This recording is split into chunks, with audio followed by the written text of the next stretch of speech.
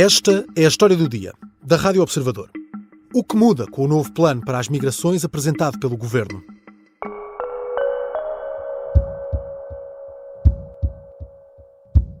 Nós entendemos que é preciso regular a imigração para dar dignidade às pessoas. Nós entendemos que um país como Portugal não pode estar, não deve estar, não vai estar com a porta fechada a acolher aqueles que procuram uma oportunidade. Nunca a fecharíamos por uma razão de humanismo, mas também não a fechamos por uma razão, assumo na plenitude, de pragmatismo, de preservação e prossecução do interesse nacional. Nós precisamos de pessoas em Portugal com vontade de nos ajudar a construir uma sociedade mais justa e uma sociedade mais próspera. Luís Montenegro recusa estigmas. Portugal não pode fechar a porta, mas precisa de regras nessa entrada. Não podemos ir para o extremo em que vamos escancarar as nossas portas, não vamos fazer o controle das entradas no nosso país, não vamos acompanhar aqueles que nos procuram e vamos largá-los à sorte e muitas vezes ao abuso de redes criminosas de tráfico de seres humanos.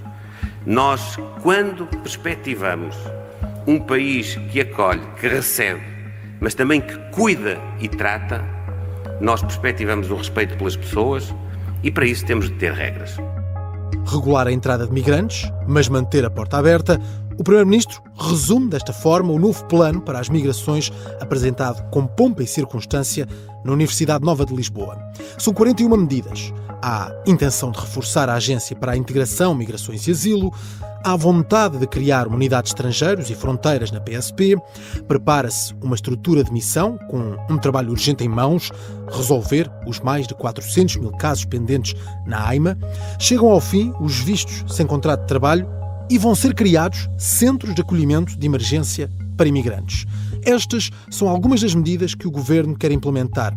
Neste momento, importa perceber o que muda e como pode ser colocado em prática este novo plano para as migrações e, para isso, contamos com a ajuda de Ana Sofia Branco. É assistente social, coordena uma equipa de acolhimento de requerentes de asilo e recolocados, é doutorada em Política Social. Eu sou Miguel Cordeiro e esta é a história do dia. Terça-feira, 4 de junho.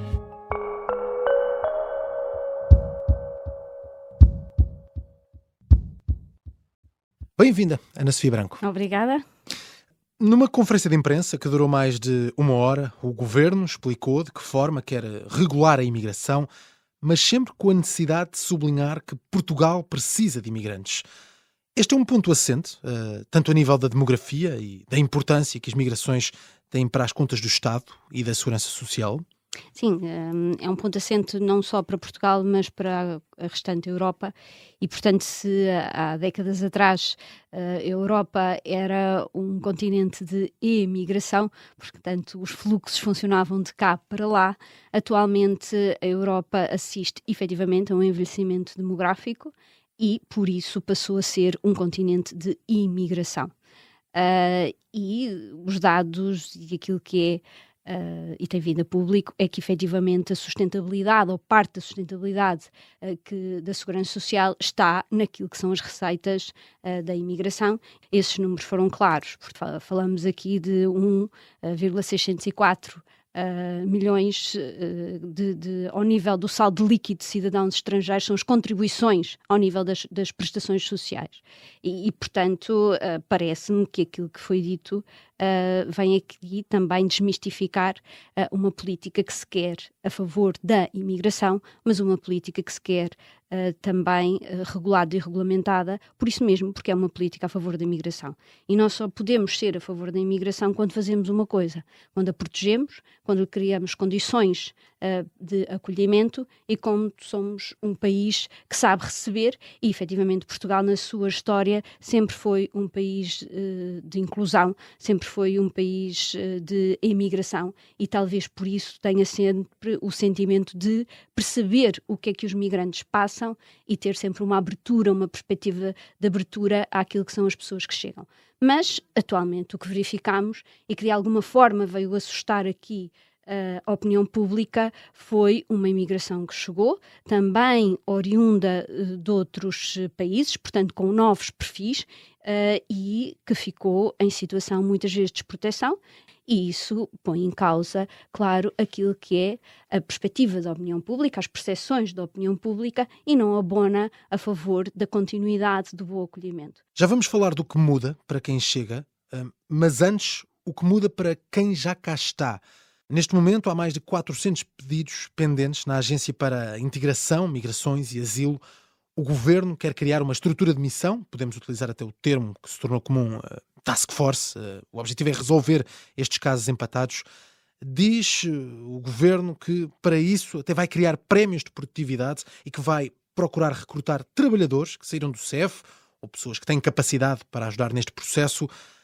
Parece-lhe algo que seja possível de fazer com o grau de urgência que o Governo impôs na comunicação que fez ao país?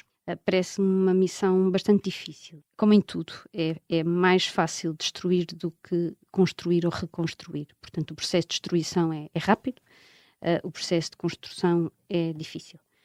Voltar a criar incentivos para as pessoas que faziam parte dos quadros do CEF regressarem, não sei se vai ser um processo fácil. Veio a público que alguns quadros do CEF foram trabalhar, alguns para a Frontex, e portanto não sei se depois de reorganizar as suas vidas terão disponibilidade para o regresso. Agora, algo que tem que ser feito. Pode não ser feito naquilo que é a perfeição, mas o ótimo é inimigo da perfeição, mas algo mesmo tem que ser feito. E sim, tem que ser criados incentivos, tem que ser criado uma estrutura, tem que existir este serviço, seja na AIMA existente ou numa outra estrutura. Portanto, isso é uma designação. Seja o que for, tem que saber também cuidar das pessoas que estão à frente, que estão a trabalhar. Tem que saber cuidar dos seus trabalhadores. Isso é imperativo. Mas precisa de tempo. Isto é um trabalho urgente, mas são mais de 400 mil processos pendentes. O que acontece é que esta política atual faz uma coisa. Primeiro, trava este processo, para depois conseguir analisar aquilo que são os pendentes. E esperemos que este travão faça com que estes processos não engrossem, pelo menos não aumentem o volume, sim, pelo menos à velocidade que estava a acontecer. Uma das medidas apresentadas pelo Governo é o fim da entrega da manifestação de interesse. Em termos genéricos, do que é que estamos aqui a falar? O que é esta manifestação de interesse e o que é que deixa de existir? A minha área de especialidade é a política social, mas aquilo que nós assistimos muitas vezes na minha prática profissional é que a manifestação de interesse muitas vezes é constituída por um papel, um documento, às vezes um documento de identificação apenas, e depois um papel a dizer, ou alguém que confirma que vai dar emprego àquela pessoa, ou uma declaração que pode não ter qualquer validade a dizer que se perspectiva encontrar emprego. E era este o processo. Portanto, uma manifestação de interesse pode depois redundar numa não autorização. Portanto, não vai dar origem a um título de residência, porque não há matéria suficiente, não há consistência. A instrução do processo é feita sem as peças que são necessárias para garantir a integração da pessoa em território nacional. Dizer que é sabido que as pessoas chegam a território nacional, mas há aqui dois movimentos. Há um movimento legal da pessoa entrar, regular ou irregular, e depois há todo o movimento da inclusão social e aquilo que é necessário a seguir. Portanto, a seguir nós precisamos de habitação, nós precisamos de inscrição no centro de saúde, nós precisamos, se estivermos a falar de migrantes que vêm com famílias, de inscrição das crianças na escola, nós precisamos de acesso ao emprego, nós precisamos que as pessoas fiquem inscritas na Segurança Social. Ora, uma manifestação de interesse não permitia nada disso. Certo. Portanto, as pessoas ficavam numa situação de limbo. Não tinham como se regularizar e não tinham como aceder à proteção social. Perante todo esse limbo que descrevia, o Governo anunciou a criação de um centro de acolhimento de emergência em Lisboa para imigrantes em situação vulnerável. A situação que se vive neste momento em Portugal torna necessária a criação deste centro? Torna necessária a criação de centros. Eu não sou defensora de centros em grande escala, ou pelo menos defensora de centros em grande escala cuja permanência será um temporário que muitas vezes se torna definitivo. Um centro não é um campo de refugiados. Agora, é importante perceber que características é que este centro vai ter. É um centro que vai ser criado com capacidade para, o tempo médio de permanência vai ser quanto, que entidades e que profissionais é que vão estar dentro desse centro. Os próprios serviços da AIMA vão estar no centro. É importante para perceber os imigrantes que estão, quem tem possibilidade de regularização, quem não tem.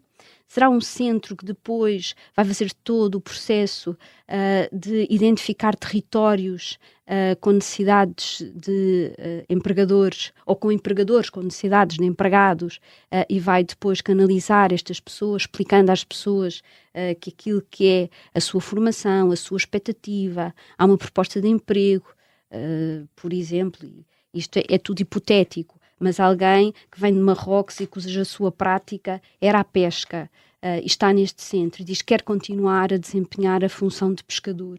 E há uma necessidade de um pescador na Nazaré. E há este trabalho. Agora, este centro, para existir, tem que existir com esta finalidade. Não é um centro de depósito.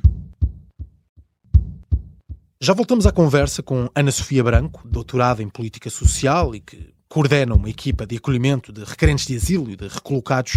Vamos ainda detalhar o que muda para quem chega, tendo por base este plano apresentado pelo Governo.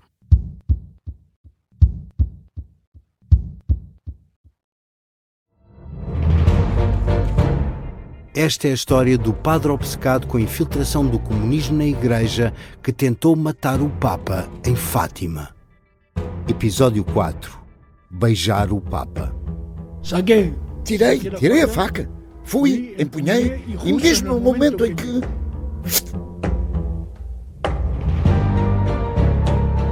Matar o Papa é uma série para ouvir em 6 episódios e faz parte dos Podcast Plus do Observador. Um novo episódio a cada terça-feira. Os assinantes do Observador têm acesso antecipado a todos os episódios desta série, já disponíveis em observador.pt. Os Podcast Plus do Observador têm o apoio da Kia. Estamos de regresso à conversa com Ana Sofia Branco, especialista em política social, alguém que trabalha de perto e estuda as migrações em Portugal.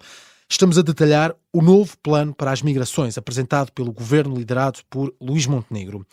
Há uma medida que salta à vista. O governo vai obrigar os migrantes a ter um contrato de trabalho para poderem entrar em Portugal. O que muda com esta medida? Tem um impacto de envolver também aquilo que é o setor empregador. Nós assistimos, pós-pandemia, a uma necessidade crescente e houve uma pressão de muitas entidades empregadoras no sentido de conseguirem aceder à mão de obra. E talvez isso tenha estado na origem da alteração legislativa de 2022, de agosto de 2022, que vem introduzir esta possibilidade de vir para Portugal só com a perspectiva de procurar emprego. Mas isso não responsabilizava as entidades empregadoras. Esta medida vai envolvê-las e elas passam a ser uma peça nesta equação. As entidades empregadoras em matéria de imigrantes têm uma atuação, ou devem ter uma atuação também ela de responsabilidade social. Estou em crer que é necessário acolher pessoas, mas acolher respondendo não só àquilo que é o seu salário mensal, mas muitas vezes respondendo também àquilo que é a resposta da habitação. Portanto, as pessoas simultaneamente recebem o seu salário e simultaneamente recebem uma resposta de alojamento. E isso vai dignificar o trabalhador e isso vai dignificar o nosso processo de acolhimento. Se o trabalho for feito assim, as pessoas vão entrar em Portugal noutras condições. Isto não acaba por ser um pouco um fechar de porta face à situação que existe neste momento? Eu acho que é um pouco quebrar ciclos de exploração. Portanto, com a capacidade de proporcionar uma integração humanista que funcione e que passe a mensagem à população que os migrantes não vêm para destruir, vêm para construir. Agora, pessoas deixadas ou abandono em situações de precariedade naturalmente, que não têm condições para depois se incluir. Falamos da extinção do CEF. Houve uma intenção pelo anterior Executivo de retirar das autoridades policiais as competências das migrações. Agora o novo governo apresenta a criação da Unidade de Estrangeiros e Fronteiras na PSP. É importante para Portugal ter esta unidade policial? Sim, eu acho que há aqui duas grandes áreas, a área da segurança e a área da inclusão, e que elas têm que caminhar conjuntamente, e uma não pode subsistir sem a outra. A migração e a questão dos fluxos migratórios encerram em si uma complexidade do ponto de vista da segurança que implica que haja uma política especializada para o efeito. Como disse, a minha área de trabalho é depois no processo de inclusão, mas eu preciso de garantir que estas pessoas, também aos migrantes que cá estão, que todas as pessoas que nós estamos a receber são pessoas que vieram devidamente identificadas, que sabemos quem são e que todo o sistema de segurança funcionou. E isto dá garantias a todos, enquanto sociedade, aos migrantes e à população que já cá está, e aos imigrantes que depois passam a ser a população que já cá está. E eu acho que isso é importantíssimo, termos aqui uma polícia especializada.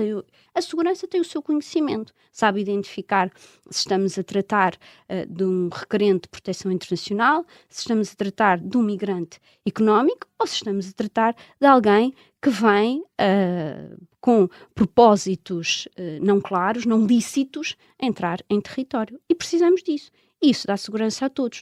Todo este plano, este novo plano do governo foi apresentado num bonito PowerPoint, numa universidade com muitos governantes na plateia, alguns especialistas nesta área também, num sentimento de longo e duro trabalho pela frente para resolver não só os problemas pendentes, como mudar também as regras de entrada em Portugal para próximos migrantes.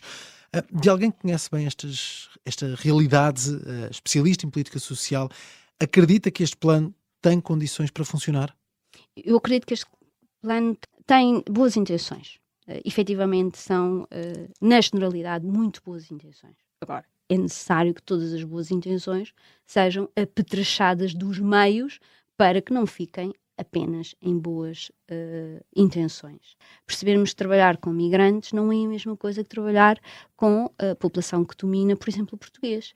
Muitas das pessoas que chegam nem sequer sabem o que é isto do Estado Social. Portanto, todas estas medidas precisam de operacionalização. E a operacionalização implica recursos, implica conhecimento especializado, implica conhecimento científico.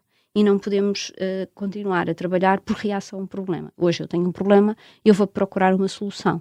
Nós temos que procurar antecipar aquilo que são as necessidades de todas estas medidas que aqui estão e estruturá-las.